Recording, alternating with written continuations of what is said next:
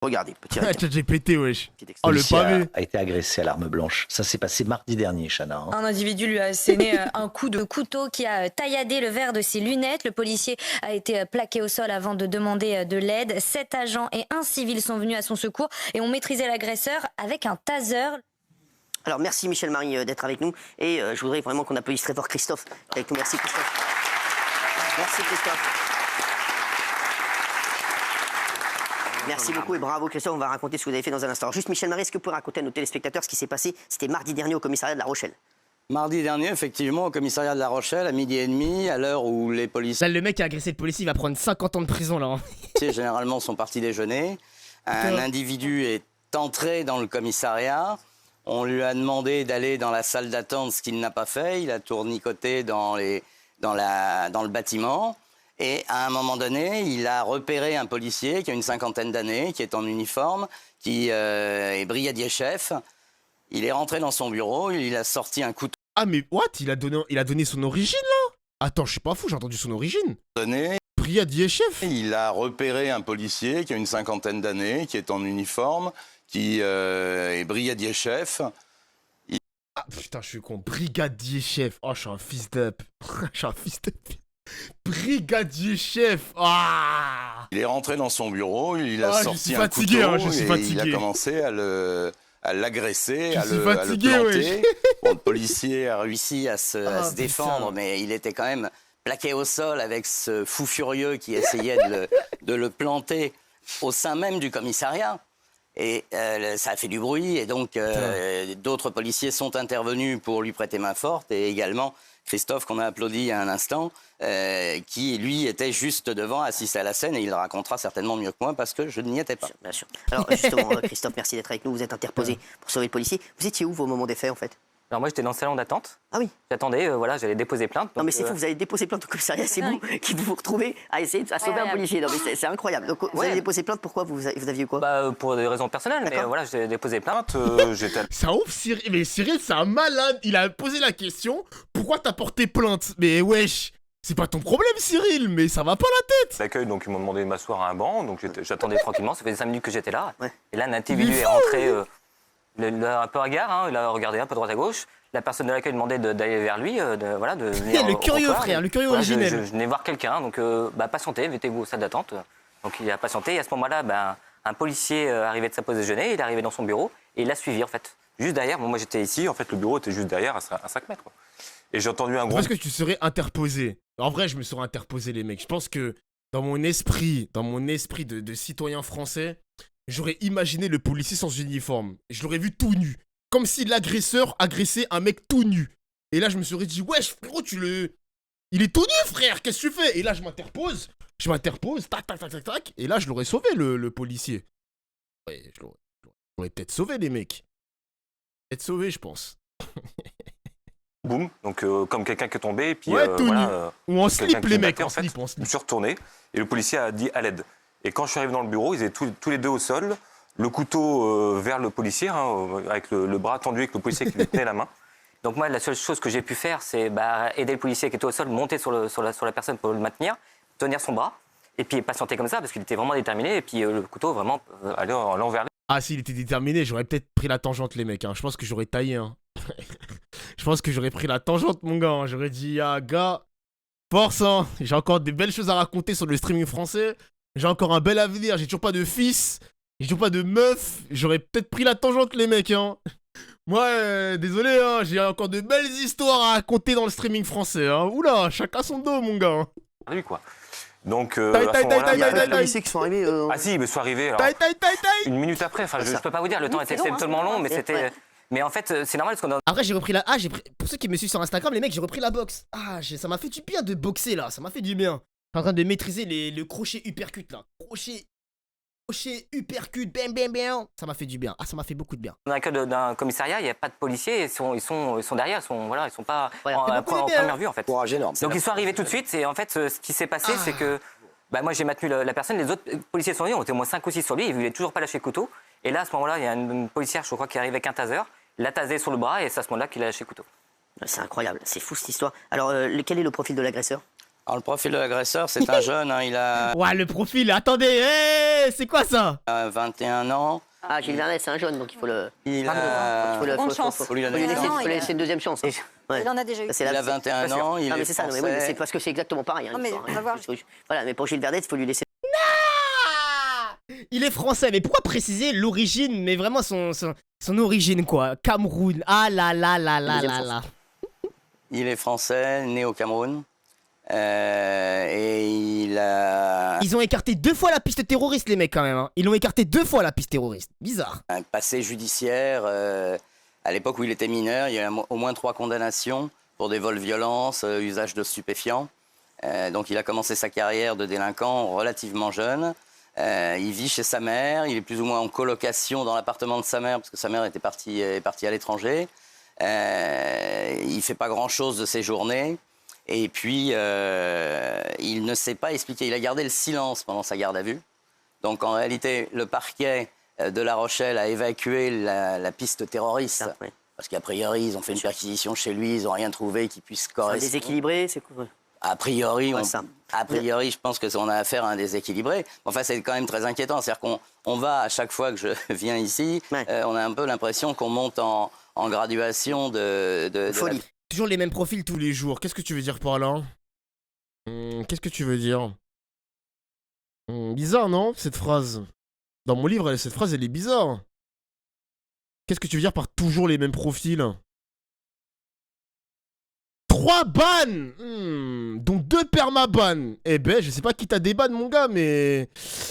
Je ne sais pas qui t'a déban, toi, mais... Carte d'identité, hein. On a regardé, j'ai checké ton casier judiciaire. Bizarre, bizarre. Très bizarre. Bah, malheureusement. Mais du coup, c'est quoi le constat que tu fais? C'est quoi ton diagnostic, mon gars? Ça se répète. Mais du coup, explique-nous. Quel est ton diagnostic? Tu veux dire que les étrangers sont des problèmes, c'est ça? Parce que là, typiquement, il est français, le mec. Il est français. Et il est français. Qu'est-ce que tu veux dire par là, mon gars? Bizarre, non? Pour un multirécidiviste comme toi, qu'est-ce que tu sous-entends? Tu considères qu'il est français que de papier, c'est ça? T'as envie de le dire que c'est un français de papier ou pas? Tu peux le dire, hein? Tu peux le dire. Vas-y, moi je te fais une fleur. T'écris français de papier, la vie de ma mère que je te permabanne pas. Tête de ma mère que je te permabanne pas. Est-ce que tu le considères comme un français de papier ou pas, Fredolito? Est-ce que tu peux le dire que c'est un français de papier? Tête de ma mère que je te permabanne pas. Tu peux le dire si tu veux, hein. Tu peux dire ce que tu veux, on est sur une liberté d'expression. Lui, pas forcément. Mais tu veux dire qu'il y a des Français de papier. Même si t'as la carte d'identité française, c'est dur à dire, tu les considères comme Français de papier, oui ou non? Tu peux le dire, dis-le, wesh, y'a rien. Tu peux le dire. Ah, t'es timide, mon gars. Je sais que ton casier judiciaire, il est long, parce que 2 permabans, quand même, faut le faire. Et tu peux le dire. Ah là là là là là là. Mais c'est évident pour toi, non? Bah non, ça n'existe pas, les Français de papier, comment ça? Les Français de papier, ça n'existe pas. Violence et de la folie. Justement, Christophe, vous avez pas hésité une seconde à aller. Non, Vous avez pas. Il y a vous avez trop de gens pensé qui peut-être aller respectent voir pas les le autres pays. policiers, leur dire, je crois qu'il se passe un en fait, truc. non, parce que là, je pense que le policier avait plus besoin de moi. Il s'est mouillé tout de pas suite, trop, hein. Plutôt que je crie l'alerte, parce que je pense que la personne à l'accueil a dû appuyer sur un bouton et les gens ont dû arriver. Je pense que c'est comme ça que ça se passe.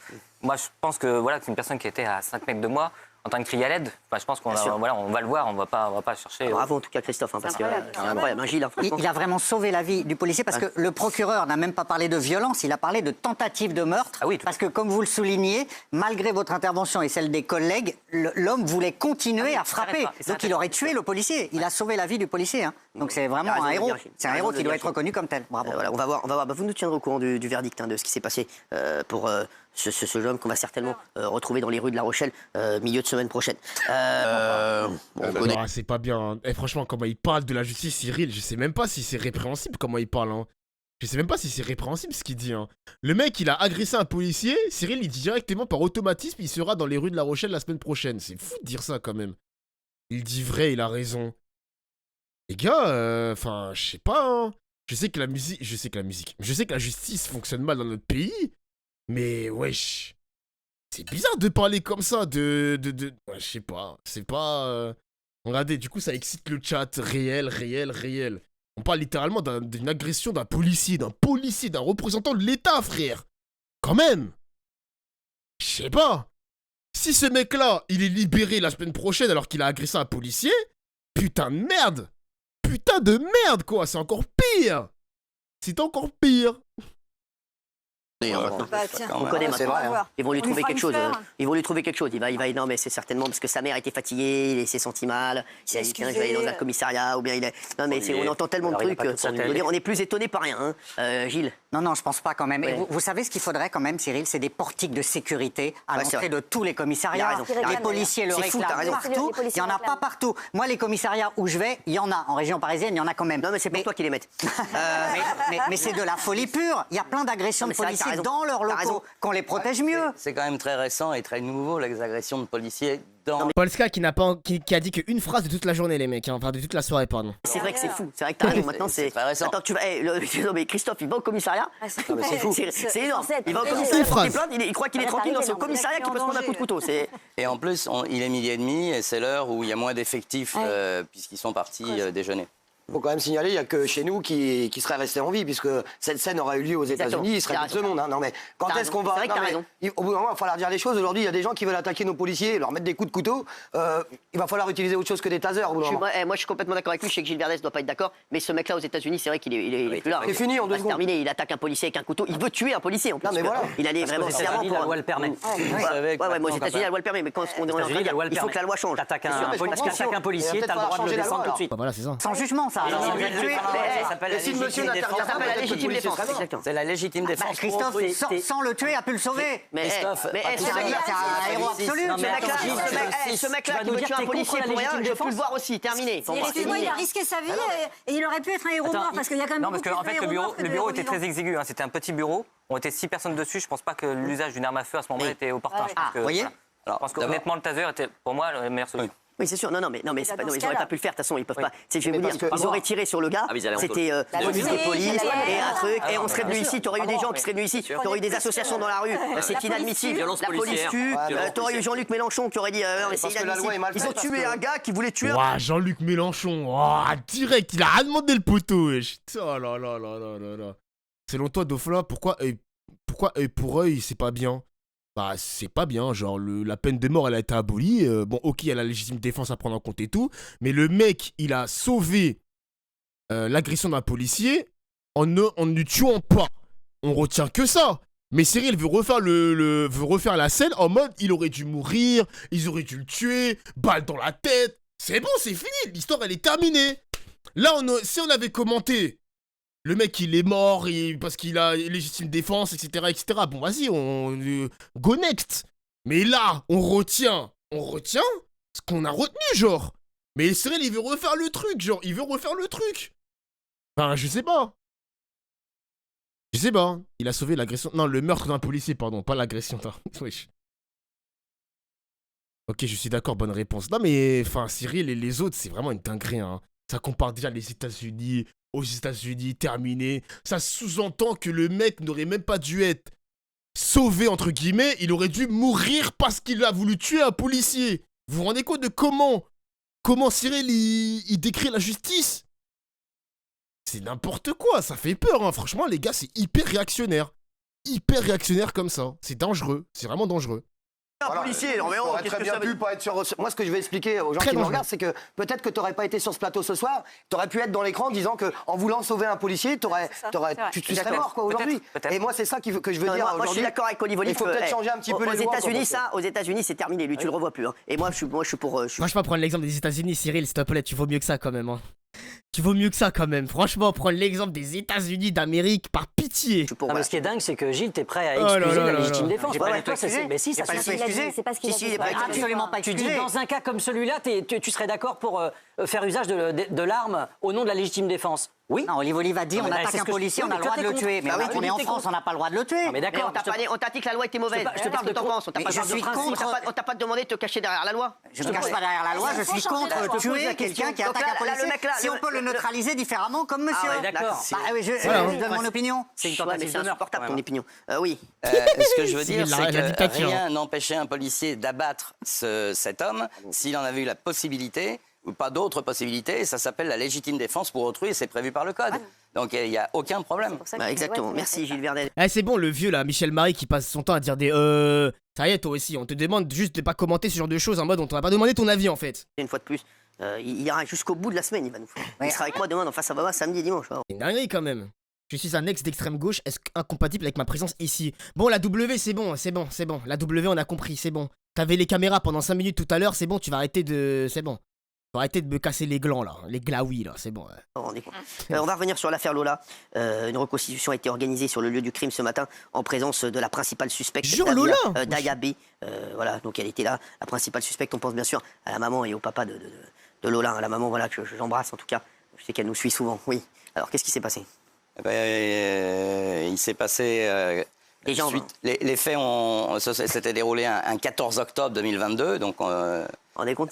C'est déjà 2 ans, ça n'a même pas encore été... Déjà 2 ans, très agité, on en a parlé plusieurs fois sur ce plateau, et l'instruction a suivi son cours, et la reconstitution est un acte de l'instruction qui est incontournable, qu'on fait en général, enfin il n'y a pas de règle, mais en fin d'instruction, ce qui veut dire que le dossier est sur le point d'être clôturé, et donc que Dabia va comparaître devant une cour d'assises, à mon avis l'année prochaine, si tout va bien. Elle a duré combien de temps cette reconstitution? Alors la reconstitution, elle est arrivée à 9h20 ce matin. Elle a été extraite de la maison d'arrêt où elle est enfermée. Elle a été extraite sous... Donc là, je trouve ça incroyable et insupportable de toujours couvrir des faits divers perpétrés par des migrants ou des personnes d'origine étrangère. C'est... Comme je l'ai toujours dit, les gars, c'est une nouvelle manière de partager l'information maintenant. Si vous voulez faire de l'information comme ça, réactionnaire, c'est ce qui génère de l'audience, hein. Ce qui génère de l'audience, les gars. Tous les médias, ils s'alignent par rapport à ça. Parce que l'argent est le nerf de la guerre. On est d'accord que Hugo, il est bench. Hugo Manos, il est pas bench, les gars, je crois, hein. Je crois pas, les mecs. Je pense qu'on va le revoir, Hugo Manos, hein. C'est comme Moundir, tu vois, Moundir, on le voit moins. Hugo Manos, pareil. Kelly, pareil. Elle échange à chaque fois avec Polska. Oh, Hugo, il est encore là, je pense. Hein. Il est encore là. Hein. Il mange un grec en Grèce, peut-être. Un petit grec en Grèce, j'en sais rien, moi. Bonne escorte. Le quartier, là, c'est à l'angle de la rue Manin et de la rue Haute-Poule. Le quartier était littéralement cerné par les forces de l'ordre. Il y avait les CRS, il y avait beaucoup d'effectifs de police. Ils ont même placé des bâches de façon à ce que personne ne puisse voir ce qui se passait à l'intérieur des parties communes de cette résidence. Et la reconstitution a duré une grande partie de la matinée jusqu'en début d'après-midi. C'est fou. Cyril, oui. Par rapport à tous nos débats, ce qui est, je crois, extrêmement positif dans cette affaire, c'est qu'elle a été reconnue comme une personnalité dangereuse, sans empathie, et que son discernement n'est pas altéré. Donc ça veut dire de manière... Allez, perpétuité, allez, salut, ça va. Mais attends, je sais même plus comment j'étais connu. Dofla, tu faisais pas du One Piece? Bah si, j'en fais toujours. D'ailleurs, les mecs, dimanche One Piece, hein. Voilà, merci pour la passe D, monsieur Pizza. Dimanche, les gars, One Piece, soyez là. Bang, bang. Le SCAD, il était incroyable en plus. Merci, au revoir. Formelle, elle n'a pas de trouble psychique ou psychotique. Ça veut dire qu'elle sera jugée. Et vous vous souvenez qu'on avait dit à un moment qu'elle avait été hospitalisée en psychiatrie, qu'elle se cognait la tête contre les murs, qu'elle insultait tout le monde, sans doute pour échapper au jugement. Eh bien, elle n'échappera pas au jugement. La reconstitution le prouve, elle sera jugée. Alors, et là, je trouve que voilà. C'est bien de le dire, ça c'était important de souligner. Ce matin, il paraît qu'elle a coopéré, c'est-à-dire qu'elle est... Merci. Elle a fait des aveux, de toute façon, à la fois en garde à vue devant les hommes de la brigade criminelle et puis également chez le juge d'instruction. Donc à partir de là, c'est surtout, c'est pas parce qu'il y a la reconstitution qu'elle va être jugée, c'est parce que les psychiatres ne l'ont pas considérée comme altérée ou abolie. Et à partir de là, effectivement, elle va être jugée parce qu'elle est apte à comparaître devant une cour d'assises. Et ce sont des faits épouvantables. Enfin, on en avait longuement parlé à l'époque. Et c'est des faits épouvantables et extrêmement rares. Oui, Gilles. Oui, non, mais c'est les parents, vous parliez des parents. Les parents ont quitté Paris, ils essayent de se reconstruire dans le Pas-de-Calais. Donc c'est une affaire qui a bouleversé la France. Ils sont séparés surtout. Hein. Oui, mais ils essayent de se reconstruire. Ça, c'est très difficile. Oui, ils essayent séparément. Oui. Donc cette affaire-là... Mais oui, on s'en remet jamais. Vous voyez pas les deux. On s'en remet jamais. Ah, séparément, genre comment ça? Genre ils se sont séparés, genre le couple? J'ai lu un article comme ça, les mecs. Hein. J'ai lu un truc comme ça où ça disait que quand t'as des meurtres d'enfants, le couple finit par se séparer, genre. J'ai vu des statistiques sur ça, oui, c'est une dinguerie quand même. Tu perds ton enfant. Moi, je pensais que perdre son enfant, ça allait encore plus... ça allait encore plus coller la femme et l'homme, tu vois ce que je veux dire? Mais le couple se sépare à chaque fois, c'est une double peine, miskin, hein. C'est limite une double peine, genre. Ah oui, c'est chaud, hein. Est-ce que t'accepterais que Cyril te... Ah, c'est bon, à chaque fois, c'est la même question. C'est le pire, ouais, c'est... J'ai vu cette stat, les mecs, c'est chaud, hein. Donc moi, j'étais lâche avec ma femme. Malheureusement, j'ai un drame. J'espère que ça va jamais m'arriver. Je perds mon enfant. Enterrer son enfant, c'est la pire chose pour un parent d'enterrer son enfant. Et après, tu perds ta femme, elle va aller voir ailleurs et tout. Je suis en mode de... Elle refait sa vie. Alors que techniquement, ça doit encore plus te souder. C'est chaud. Ah non, c'est chaud. Ah, c'est dur quand même, hein. S'il y a un des deux parents qui se sent responsable ou met la faute sur l'autre, ça se comprend. Ouais. Ouais, c'est vrai qu'il y a un peu cette culpabilité et tout, tu vois. Genre, je te donne un exemple de merde, hein. Genre, par exemple, je sais pas moi, le daron, il a malheureusement fait des heures supplémentaires, il a pas pu récupérer son enfant. Du coup, son enfant, il est peut-être resté il a fait peut-être 1 heure de vie scolaire. Et du coup, il est sorti plus tard. Et c'est à ce moment-là où son parent, il doit aller le récupérer. Et bien à ce moment-là, cette vie scolaire qu'il a fait en plus, ça a causé sa mort peut-être. Parce que comme son parent n'a pas pu le récupérer, bah peut-être qu'à 19h plutôt que 18h, il a rencontré un mec au mauvais moment, paf, il l'a tué et tout, genre, c'est... Par cet exemple, voilà, exactement. C'est chaud, hein. C'est chaud. Des circonstances, etc., genre. Les destins, ma gueule, ouais, c'est chaud, hein. C'est chaud, c'est le coup du sort, bah ouais, exactement. Bah souvent, le couple, il est déjà fracturé et il tient juste... Alors, si l'enfant part, il n'y a plus rien. Non, mais après, oui, évidemment, les couples sont fracturés et l'enfant est le seul point central où le couple peut encore rester ensemble, unis comme une famille. Mais moi, je te parle d'une famille qui est vraiment unie, mais pas par l'enfant, mais par l'amour. Genre l'amour familial, l'amour aussi entre la femme et l'homme. Mais, tac, il y a un drame qui arrive et, paf, coup du sort, l'enfant, il disparaît. Bah... Tu te sépares après alors que tout allait bien, tu vois. C'est triste, hein. C'est triste, mais ça arrive. Ça arrive souvent, d'ailleurs. Ah, les gars, je touche du bois, hein. J'espère. Les gosses, c'est le ciment du couple. C'est vrai, ça, c'est vrai. J'espère que ça va jamais m'arriver, hein. Oh, j'espère que ça va jamais m'arriver. Perdre son enfant, frère. Oh là là là là. Mais voilà, moi je redis, c'était une personne qui était était sous OQTF, on en avait parlé à l'époque, il n'aurait pas dû être sur le territoire français, et le fait qu'elle soit jugée, je trouve que ça va permettre justement aux parents de faire le deuil et d'avoir en face cette Dabia. Voilà, qu'elle soit jugée, c'est très bien. Espérons qu'elle prenne le max. Oui, exactement. Oui. Bravo, Olivier. De toute façon, elle est poursuivie pour meurtre, viol, ce qui est rare de la part pour une femme, et acte de torture et de barbarie. Ouais. Donc elle encourt vraiment le maximum du maximum. Non, j'ai pas d'enfant. Ouais, voilà. C'est quoi le maximum? C'est perpète, enfin réclusion criminelle à perpétuité, 30 ans incompressible. Alors, depuis le mois de septembre. 30 ans. Avant 30 ans, et après, il faut qu'il y ait quelqu'un qui a envie de la faire sortir. Après, elle peut faire des demandes, mais... le juge, signe le papier, on la laisse sortir. Bah exactement, il a raison. Elle a raison. On n'aimerait pas qu'elle sorte à 60 ans, quoi. Ouais, exactement. Depuis le mois de septembre, la petite Lina est toujours portée disparue alors qu'elle avait pour objet de rejoindre son petit ami. La jeune fille a mystérieusement disparu. Depuis, de nombreuses pistes n'ont rien donné. C'est incroyable. C'est fou, hein. Depuis. C'était le 23 septembre. 23 septembre, ouais. Oui. Et alors, et il y a plein de nouveautés qui sortent dans cette affaire à chaque fois. Et des nouveautés viennent s'ajouter au tableau des zones d'ombre autour de cette affaire. Alors il y a eu plein de pistes. Au départ, on croyait que c'était son petit ami. Ça a été abandonné. Puis on a appris qu'il y avait un mec dans le village qui était un peu chelou, c'est ça? Oui, c'est ça, qui avait commis une agression sexuelle quelques années plus tôt. En réalité, tout le monde était suspect dans cette histoire.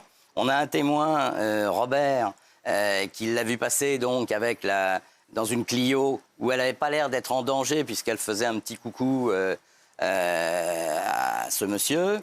Et puis assez récemment, on a découvert que Dabia... C'est Tao le coupable qui a commandité le meurtre. Ok, détective Conan. Putain de merde. Arrêtez de faire les inspecteurs gadgets du coin, les gars, s'il vous plaît. On n'est pas au PMU ici. Hein. Non. On a découvert assez récemment que Dabia... pardon. Non, c'est... Lina. Vous me perturbez. Oui, on a découvert que Lina avait déposé plainte pour viol contre 2 garçons d'une vingtaine d'années. Que le parquet de Saverne avait classé l'affaire sans suite Et quand on connaît la suite, c'est-à-dire la disparition de Lina, c'est vrai qu'on peut se demander si ça n'aurait pas un lien. Donc, Robert, qu'est-ce qu'il avait vu déjà? Robert, il a vu Lina dans une Clio grise. Ah, c'est la boucle, le vieux Robert qui a aperçu, qui faisait coucou. Ah, c'est beau, frère. Qui passait, elle était passagère, elle lui a fait un petit coucou. Voilà. C'est un bingo, frère, c'est un bingo. Il lui a fait coucou. C'est toute la boucle. Elle ne pas en danger. Alors, et donc, aujourd'hui, il y a du nouveau encore. Cette histoire de viol, on en sait un peu plus sur les circonstances d'une affaire que, honnêtement, je ne comprends pas comment le parquet a pu la classer c'est incroyable. Sans suite, en disant que les éléments n'étaient pas suffisamment caractérisés, enfin les infractions pas suffisamment caractérisées. Alors, on dit qu'elle avait beaucoup d'ennemis dans le village. C'est quoi cette histoire? C'est des nouveaux éléments. Alors. Oui, elle avait des ennemis. Disons que Lina avait une vie sentimentale un petit peu assez active, on va dire. Plusieurs petits copains. Elle avait 15 ans, mais elle avait plusieurs petits copains. À son âge, à 15 ans, putain. Et des hops, elle avait des hops. Forcément, il y a eu des ruptures qui ne se sont pas très bien passées. Donc, autant d'ex-petits copains, pas forcément contents de voir la relation se terminer. Putain, j'aurais pas aimé avoir ma fille qui a un aussi gros body count à 15 ans. J'aurais pas aimé que ma fille, elle soit comme ça, les gars. Non, moi j'aurais pas aimé. 15 ans, t'as un body count élevé comme ça. Non. Terrifiant. Peuvent devenir d'éventuels suspects. Terrifiant. On a notamment ces deux violeurs, parce que j'ai pas tout à fait fini avec eux. Ils ont été entendus, mis hors de cause. Alors, violeur présumé quand même, monsieur, attention. Assez rapidement, dossier classé. Sauf que, vu le profil de ces individus, on peut quand même se poser la question de savoir s'il n'y a pas un lien. Il y en a un notamment qui est... Enfin, ils sont tous les deux connus d'ailleurs des services de police, pas pour des choses très graves, mais en tout cas, ils sont connus. Et il y en a un des deux qui est particulièrement violent, qui avait déjà été condamné pour avoir... Non mais les gars, lui, t'es trop un abuseur. Ok, j'ai pas dit 20, mais pour moi, un body count à 3 à 15 ans, mais les gars, je vous jure que 3, c'est beaucoup. Je vous jure que c'est beaucoup. Vraiment. 3 à 15 ans, c'est beaucoup. Vous vous rendez pas compte? Maltraiter une femme, 15 ans, frère. Il l'avait abandonnée nue dans une forêt, en la laissant se débrouiller toute nue. Donc, quelque part, on peut dire que cet homme ne se conduit pas très bien avec les femmes. Donc, le fait qu'il soit en lien avec Lina peut permettre de se poser des questions. Et donc, comme l'affaire avait été classée sans suite, du coup, après la disparition de Lina, on est revenu sur ce dossier, on l'a réouvert. Les enquêteurs ont réentendu ces deux individus. Alors, Gilles, vous voulez ajouter quelque chose? Oui, les deux, ils disent que... Ça dit pas l'origine quand c'est des blancs. Non, mais après... En fait, je sais pas, l'information, elle aurait pu être... Enfin, non, elle est pas pertinente, les mecs. J'ai vu d'ailleurs dans l'affaire Lina, il y avait un youtubeur, donc touche pas à mon YouTube, je pense que vous le connaissez, les gars, dans le chat, la mère de Lina avait porté plainte contre lui pour diffamation et pour... des trucs un peu bizarres parce qu'il avait révélé des choses qui étaient fausses dans l'affaire. Il avait trop dit que c'était la faute de Taou, c'est peut-être sa mère qui était peut-être aussi coupable. Il y avait plein de trucs un peu bizarres et la mère avait porté plainte qu'on touche pas à mon YouTube, contre un youtubeur littéralement, genre. C'est chaud cette histoire, hein.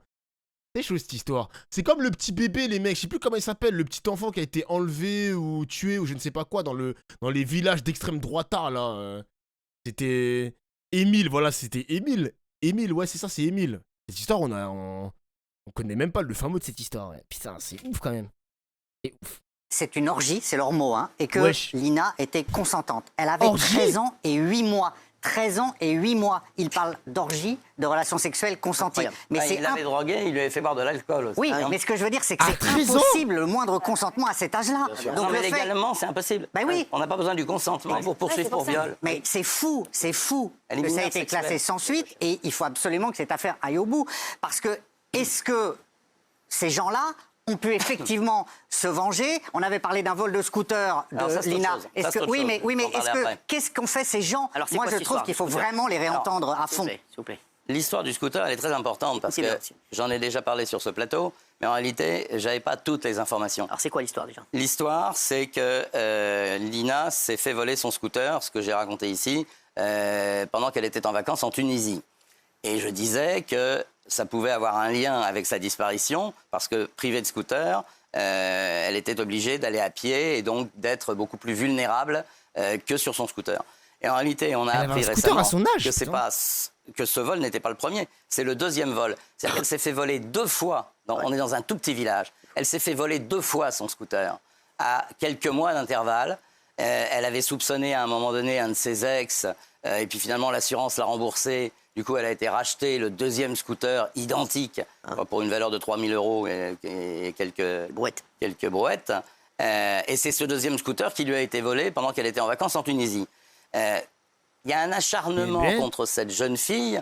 C'est quand même assez rare de se faire voler à 3 mois d'intervalle 2 véhicules dans un bled de quelques centaines d'habitants. Il y a un problème. Donc, voilà, après, ça ne fait pas avancer. D'abord, ça ne nous permet pas de la retrouver, et puis ça ne fait pas forcément rebondir. Bon, quand même, oui, mais là, il y a quand même des pistes, il y a quand même beaucoup de pistes, c'est ça le truc.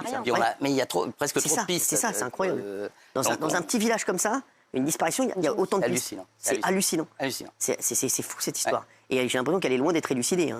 Écoutez, pour l'instant, les 2, entre guillemets, présumés violeurs ont été entendus sur le fond, sur la disparition de Lina. Le premier présente un alibi. Scooter à 3 000 € à 15 ans, mais qui es-tu, Lina? Qui es-tu, Lina, bordel? Qui es-tu vraiment? Via un Snapchat, il prouve qu'il était avec des copains ce soir-là, ce matin-là. Après, ça vaut ce que ça vaut. Je ne sais pas, les mecs, je ne sais pas. Après, ils ont pu aussi commanditer l'enlèvement. Enfin, c'est pas parce qu'il a un Snapchat que c'est pour... Bon, et de toute façon, quand je pense, et Gilles le disait tout à l'heure, que cette affaire a été classée alors que normalement, n'importe quel parquet devait poursuivre parce qu'elle avait 13 ans, qu'elle est mineure sexuelle et que le consentement, on s'en fout. On n'a pas besoin du consentement, c'est un viol. À partir du moment où un homme couche avec une gamine de 13 ans, c'est un viol. Bien sûr. Et on ne discute pas. Merci Michel-Marie, merci en tout cas, bravo Christophe, merci Gilles. Tout de suite, c'est le son de la vigne sur C8, on se retrouve demain dans Face à Nouna, 19h et dimanche aussi. Merci à tous. Ouais. Ok. C'était votre